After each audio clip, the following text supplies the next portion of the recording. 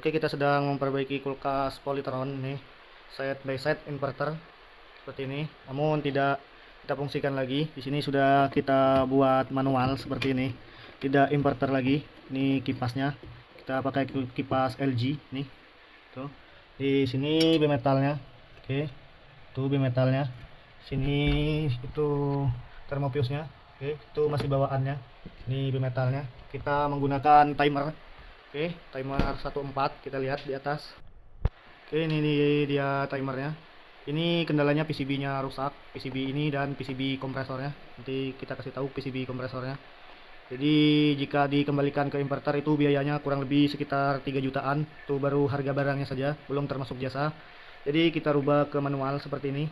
Kita masukkan kabel ke dalam sini. Oke, ini dia rangkaiannya, ada di Google banyak, seperempat bisa, sepertiga bisa, seperti itu timernya.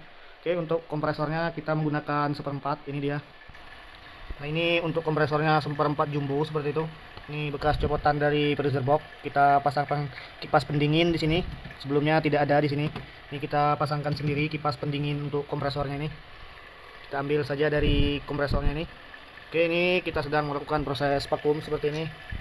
Sudah kurang lebih setengah jam. Sudah bisa kita tutup seperti itu. Oke, ini dia tipe kulkasnya. Ini sudah kita bikinkan manual. Oke, kita coba saja bagaimana kelanjutannya nanti. Oke, di sini sudah kita colokkan, sudah kita simulasi dulu. Tidak usah kita nyalakan mesin. Ini kipasnya hidup seperti ini. Tuh. Terus kita lihat kipas bagian dalamnya. Nah, ini kipas bagian dalamnya sangat kencang ini. Oke, seperti itu. Coba kita defrost manual seperti itu menggunakan manual. Kita putar saja timernya. Oke, sudah mati. Kita lihat apakah masih ada tegangan. Oke, di sini kompresornya mati. Kipasnya pun mati nih. Nah, itu mati. Kita lihat kipas bagian dalamnya.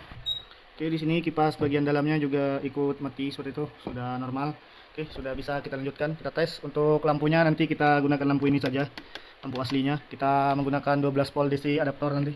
Oke, ini kita lanjutkan dulu dengan proses dingin atau tidaknya. Kalau bagian lampunya nanti nyusul saja seperti itu. Oke, kita sedang proses pengisian freon.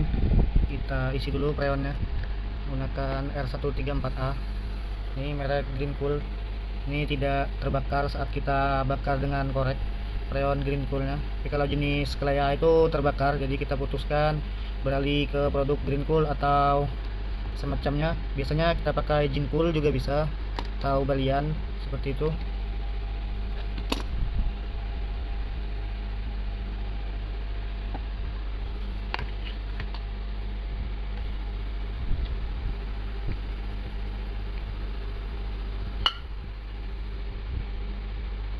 Kita isi 10 psi saja. Oke, kita lihat bagian dalamnya. Ini bagian dalamnya. Ini sudah ada saljunya. Oke, seperti itu. Kita tunggu kurang lebih sekitar 15 menit. Nanti kita lihat bagian empapnya ini. Kita pasangkan apa namanya, sensor suhu seperti itu. Oke, kita pasangkan alat ini, sensor suhu. Kita tunggu kurang lebih 1 atau 2 jam seperti itu.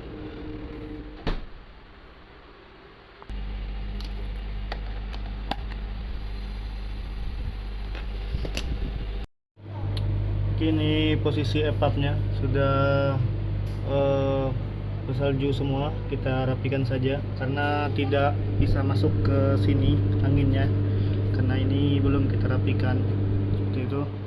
Jadi di sini tidak ada hawa dingin seperti itu. Oke, kita rapikan dulu yang ini, bagian ini, biar dia bisa menyeberang ke sini seperti itu. Oke, ini hasilnya. Ini adalah di bagian refrigerator sayurnya. Ini kita letakkan suhunya, sensornya di bawah. Coba kita buka dulu. Nah, itu. Nah, di situ kita letakkan. Ini dingin.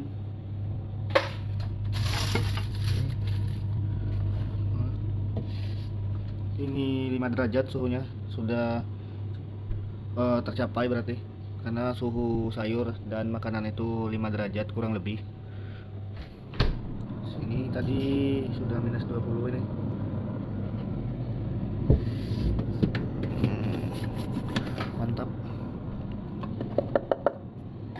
sebelumnya air ini air juga sebelumnya, ini sama air juga.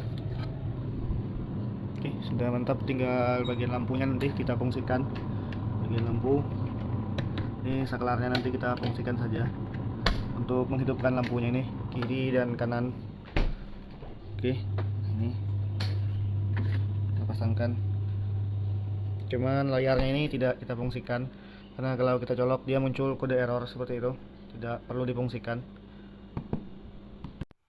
Oke, di sini kita sedang merakit bagian lampunya. Kita gunakan power adaptor dari mesin cuci ini, bekas mesin cuci Samsung. Ini power supply-nya. Di sini 12 volt. Nanti di atas kita lihat ini lampunya menggunakan switch ini. Ini ada switchnya.